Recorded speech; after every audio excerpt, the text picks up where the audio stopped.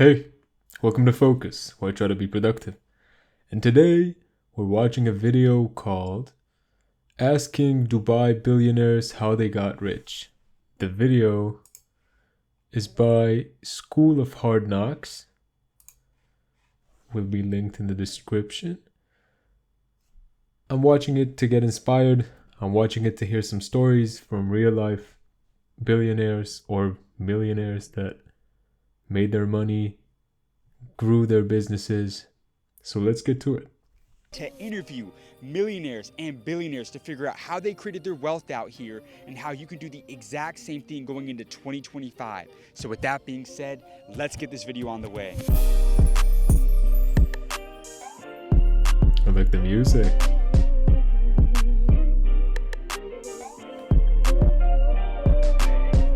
Excuse me, sir. Sir, is this your Ferrari? Yeah, I hope so.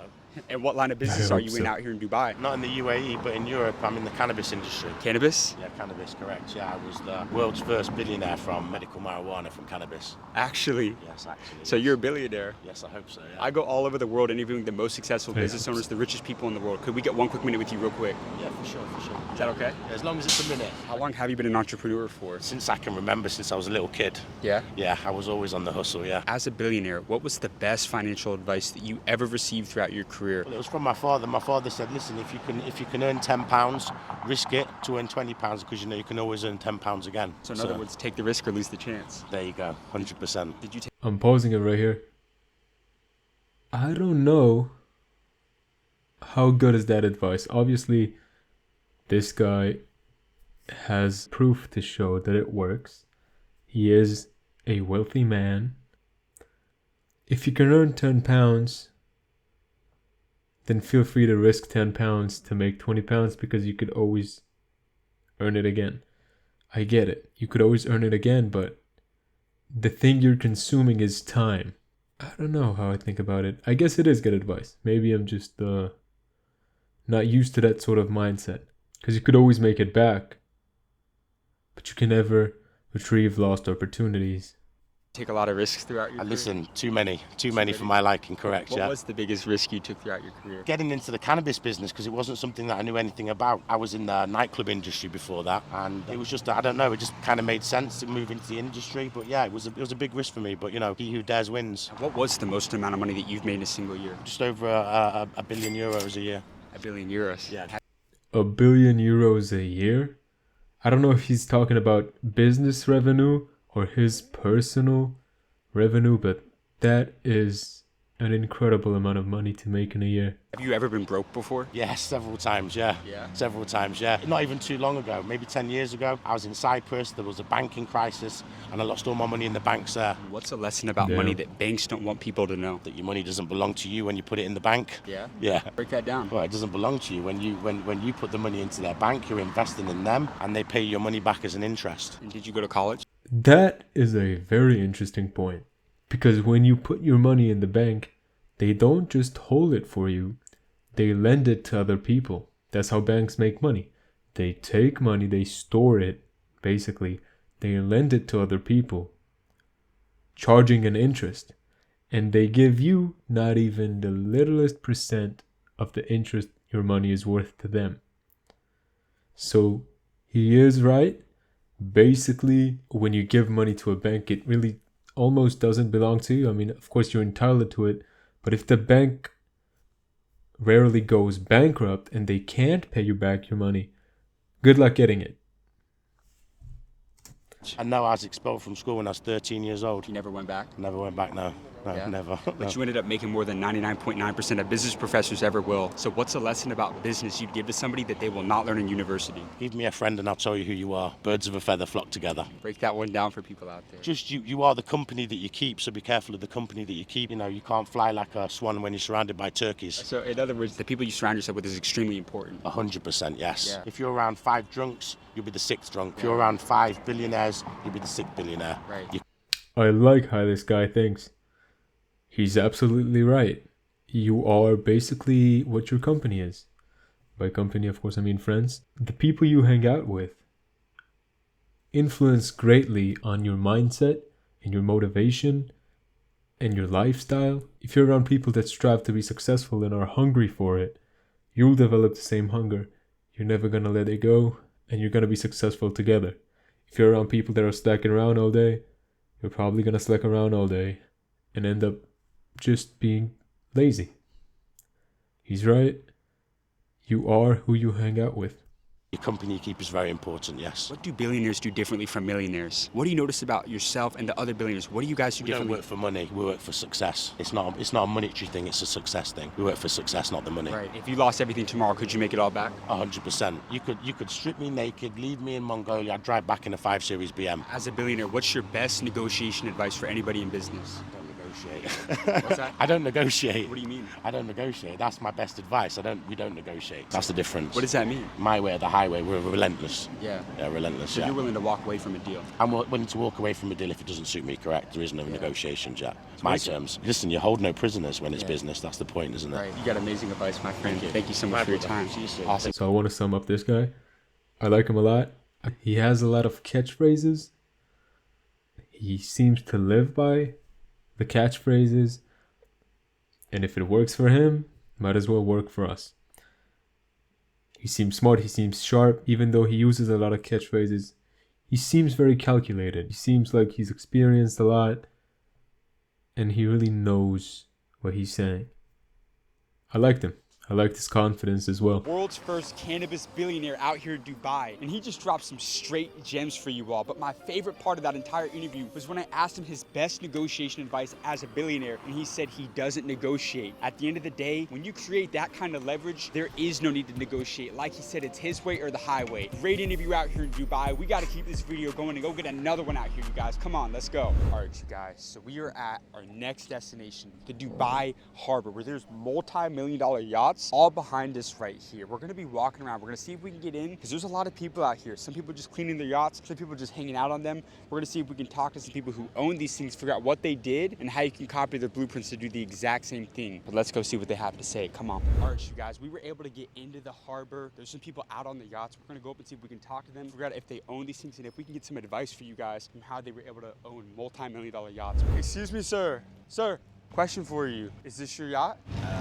Yeah, And what line of business are you in out here in the UAE? I have multiple businesses. Multiple companies? How many? 8, You own 8 businesses? How long have you been an entrepreneur for? 22 years now. 22 years? Yeah. And I go all of, what's that? Started early, You started early. How old are you now? 20, Yeah. 40, What was the most amount of money that you've made in a single year? 69. 69 million? And could we interview you real quick? Yeah, come on. Awesome. On the yacht? Yeah, please, but take the shoes off. All right, man. How did you scale from a $10 million business to a $69 million company? How'd you go from 7 His yacht is called the Mr. and Mrs. Smith. to 8 figures? So it was 2020. We had COVID. You know, I'm coming from a family of healthcare workers. My mom and father are doctors. And COVID hit in Germany. Our whole business crashed. So we pivoted to medical supplies. We had 10 years of operational knowledge in China. So we imported a lot of products, masks, healthcare kits for doctors, nurses, and hospitals. And we scaled to 69 million over a year. So we 5x So the business before. COVID destroyed most people's businesses, but We had to pivot. You know, our business plummeted. Nobody was buying promotional products. All the exhibitions were closed, so we had to find a way. So we had to adapt it. We went to direct sales. We called all the hospitals. They were happy that we could actually provide products. So this is how we grow the business. And since then, our core business, promotional products, has been 2x to $35 million now. were you a good sales? That's wonderful. This guy took something horrible for the economy, COVID, and managed to leverage it in the best way possible, selling what people and companies and hospitals needed most during this hard time. Medical supplies, masks. That's great. He took a very poor economic situation, a pandemic we've never seen before, and he leveraged it to his benefit, and he made millions doing it. It's a very sharp way of thinking that took him this far. salesman? I think I'm a natural born seller. I started selling insurance when I was 16, Yeah. and then I, worked as a bartender through my university and started a business. I never worked for someone else beside the bar business for working for $5 an hour. Selling is key. Scaling was key before, selling is key today, and selling is going to be key in the future. With selling, you solve all the problems in the world. Give me your secret to sales. Secret to selling is asking so many questions that the customer would be stupid to not buy afterwards. What's the most underrated question somebody could ask to close the deal? I would actually say, what did you like most of my presentation? And then he starts talking. And then you dig deeper and ask, okay, what else? And you keep asking questions till there's no objection handling at the end.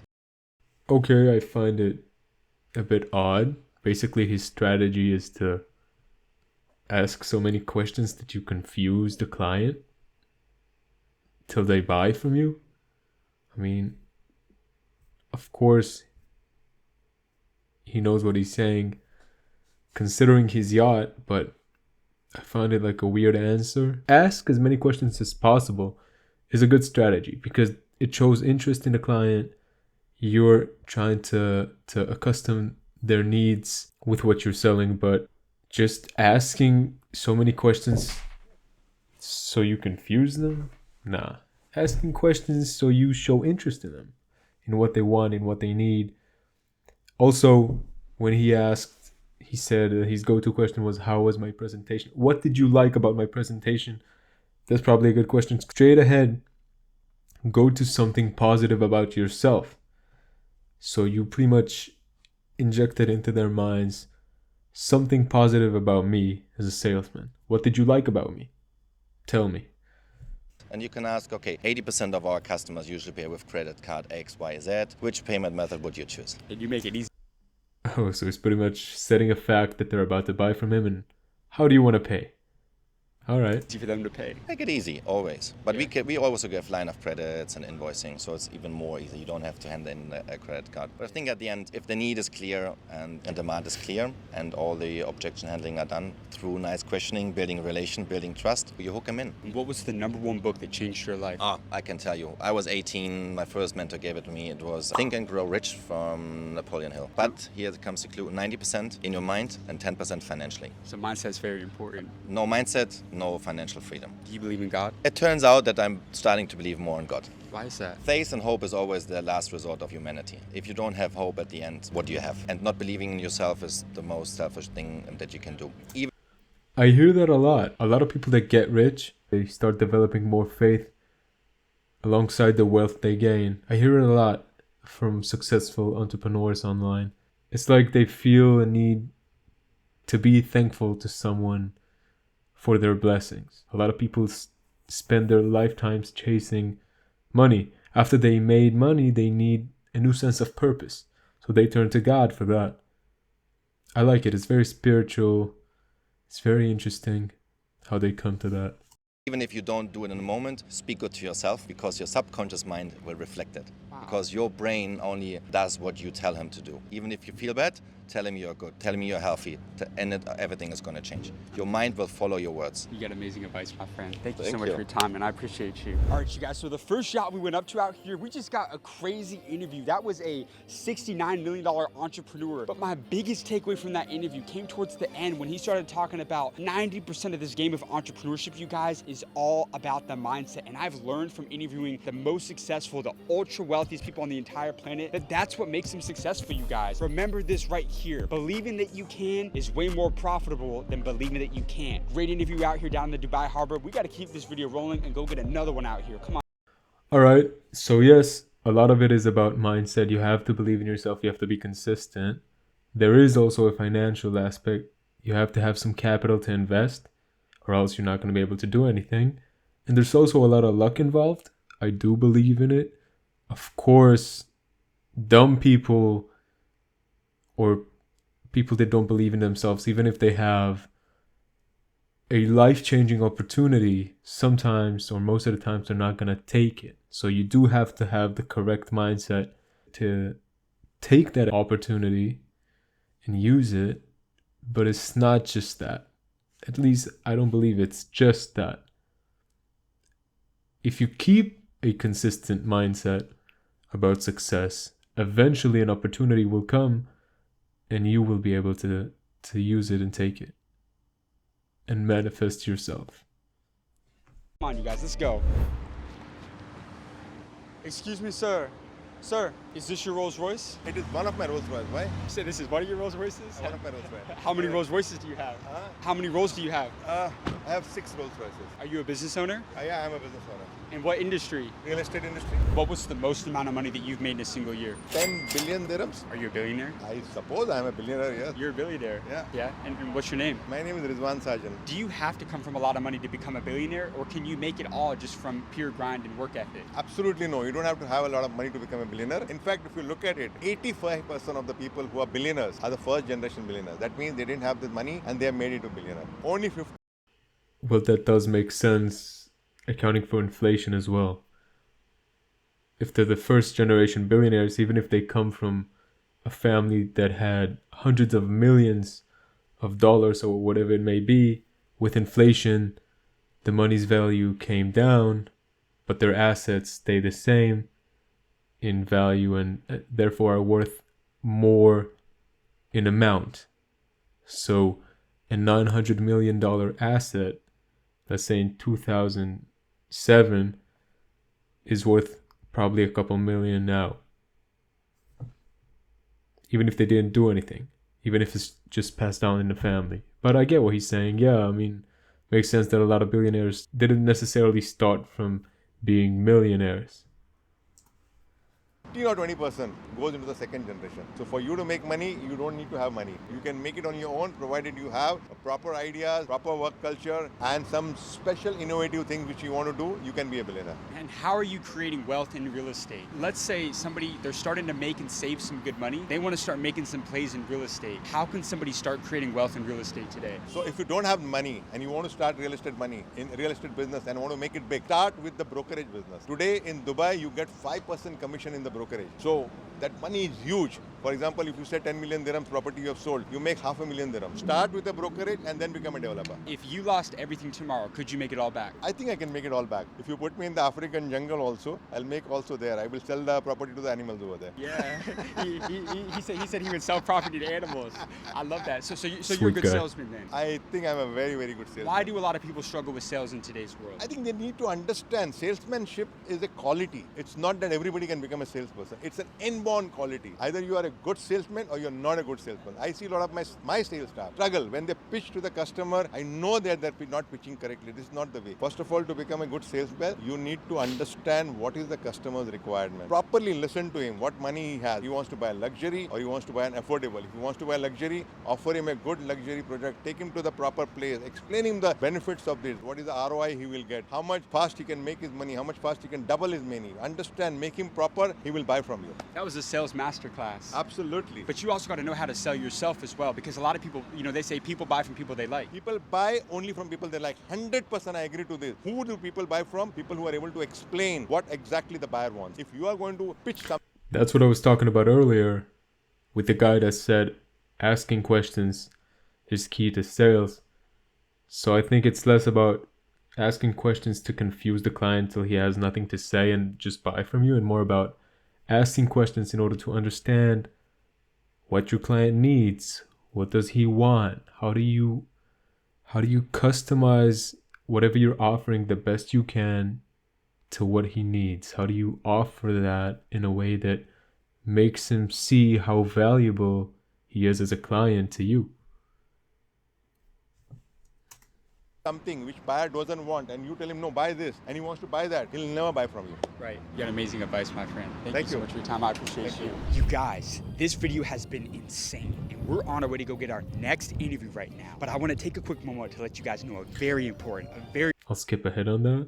video. Who am I here with today? Mohammed Bingati, And for those that don't know, what industry did you decide to pursue a career in? real estate. How long have you been in the business for? 16 years, 17. And what are you doing in real estate? Property developer. We're the guys behind the first Bugatti residences in the world, the first Mercedes-Benz residences in the world. So far, 2 of the billionaires he interviewed are real estate property developers. Seems to be a field with a lot of money in it. So if you're studying or learning business, maybe you should get into property development. and the first Jacob & Co. residences in the world. What was the most amount of money that you've made in a single year? I would say almost $5 billion. $5 billion. How do you... That's a lot. That's so much money to make in a year. 5 billion. Did you scale out to a multi-billion-dollar business? Master the art of sales and marketing. Sales and marketing. It's everything. Yeah, so you got to focus on having a solid sales team, a solid marketing strategy, and then I would say equally as important is focus on your product. Make sure that you develop your product to speak for itself. What's a hack for marketing that you could give to a business owner right now? I mean, I could tell you the strategy I followed. So I always wanted to be omnipresent. So that's what you want through marketing. You want omnipresence. You want to be everywhere at every time and be known by everyone. And the way I did that with not so much resources in the beginning was to make the product market itself. How did I do that? I built this very specific architectural DNA or language that was used consistently across all the buildings. So in a sense, the buildings were the billboards. I didn't pay money for billboards. People would look at the building, realize the architecture, and know this is a Bengati product, let's say. All right. I love that he talked about omnipresence and everyone knowing who you are. But he said he had little resources to do it. And then he goes on to say, I just made buildings that looked really unique and people knew they were my buildings. So that doesn't sound like little resources to me if he's already making buildings at this point. But I like the value he puts on omnipresence here. And that's how the marketing started from day one without spending any money on the marketing. So it was more that the product itself spoke for itself. And you see this in the car industry, for example. If you look at a Bugatti, you can tell it's a Bugatti without being told it's a Bugatti. So that was sort of the strategy that Oh, all right, I get it. So basically he says, instead of spending money separately on marketing, he spent money on making his products very unique so that they market themselves. And one of his products also raises awareness to other products of his because you just recognize the architecture per se. All right. I follow, the product market itself, and then obviously you develop other strategies, you build a team. I'm very big on digital marketing personally. I believe it's the best marketing strategy that exists right now. Yeah. So I'm not so big on traditional techniques. You brought up how you've been in the business for 16, 17 years. A lot of entrepreneurs, they get shiny object syndrome. They want to diversify, jump from industry to industry. How important was it for you learning how to focus on one thing and stay in that game? It was indispensable. I think it was the most valuable lesson I learned, to focus on one core and expand in that. I mean, in my opinion, that's how a lot of wealthy people make their wealth. I think one of the mistakes I made was diversifying into different sectors and not focusing on one core. Because I think you can diversify within the core itself. To give you an example, you could do luxury real estate, you could do mid-market real estate, you could do lower-end real estate. You could do so many different product lines within the same core and achieve scale, let's say, in your business. So that's the lesson I learned. So in other words, vertical integration. Absolutely, vertical integration. Once upon a time, I did real estate, I did restaurants, I did a juice factory, I did so many different businesses, and then I learned that focusing on one and scaling that into a monster was the way that worked for me. Do you believe in God? Of course. How important has faith been for you throughout your career? Everything. Everything. I've seen miracles in my life. I believe it was all from God. Actually, yeah. 100%. Any advice to somebody trying to build and grow that relationship with God? I mean, I was in a place in my life one day where I thought I lost it all and there was no solution for me. And I asked God for a miracle. And I told him, it's now out of my hands and in your hands, and miracles came. Let go and let God. Absolutely. I love it. You got amazing advice, my friend. Thank you. Thank you so much for your Thank time, you. sir. That's a wrap on today's video, you guys. Dubai, it's got to be the craziest city that we've ever filmed. All right, we'll stop it right there. These guys are the real deal. These guys are real life billionaires. They're self-made, from what it seems. They know what they're talking about. They know how to operate businesses. They know what type of advice to give. Even though sometimes they speak in catchphrases and like motivational quotes, I do believe that they had some real gems to drop. For example, the last guy said, instead of trying to diversify and leap into multiple businesses, focus on one business and scale it up to be a monster. If you're good at something and you already have a brand that's working for you, focus on that, scale it up as much as you can, and don't try to divide your attention to other sort of entrepreneurial experiences. Unless it's something that you want to do that's fun for you. But not as a way to get rich. You have like one business that you need to put your heart into and your time into. I love it. I love these guys. Also, the interviewer seems like a sweet guy. What's his name again? School of Hard Knocks. Definitely trying to inspire people. I appreciate that. That's what I have to say. Hope you enjoyed. See you next time. Bye-bye.